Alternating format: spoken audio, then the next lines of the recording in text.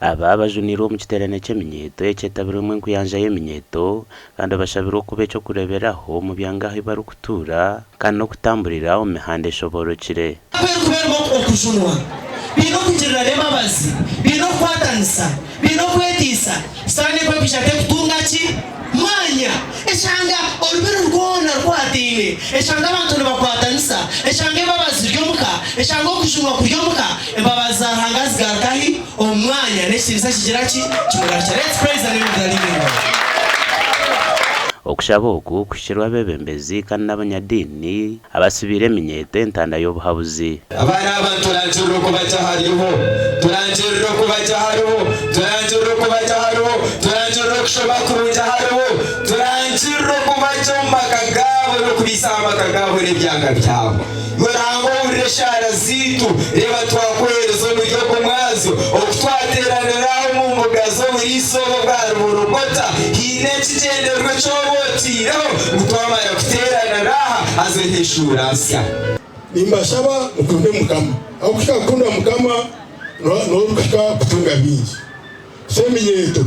erizoba na uranasemerwa ubwiro bunarushomo nako eminyeto habiremo kwa munonga aho kandi mureba hagire umurembe kwa dotcom tujye mu za TikTok naci abisi basiskana bapakubi abo ujo bawugira mu korese tabe naci no murati nebintu no mu bunegari mu bani mureba bari skin na nabandi cyo twurgaye katekateke biterane kebe kugira ngo twete eminyeto zikigarra ramwa so tsimaranga abo kuba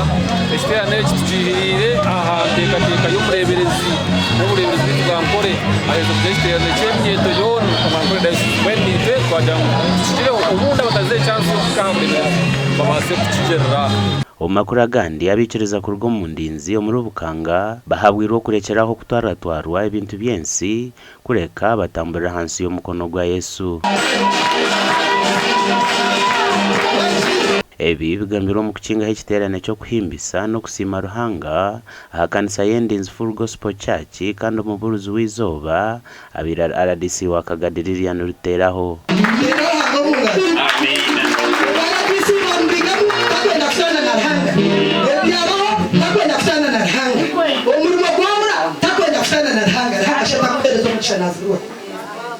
Oguhona ihanangiriza abantu butosha okushaba no kugumisiriza omuburemezi ubona oburi kubatera hamutwe no shabiza bamwe dera siba izo bamwe bito wasiba wakite byane nsibi hati nsibi ngwe no wako ngaka senda adana hati nsibi ngwe bakuryo muru wanza no kenda ko mbona no bakansi umuntu sibe to kugamba siba shaba utu nyarasa zeze zo kureba kandi ne taxi shaka basa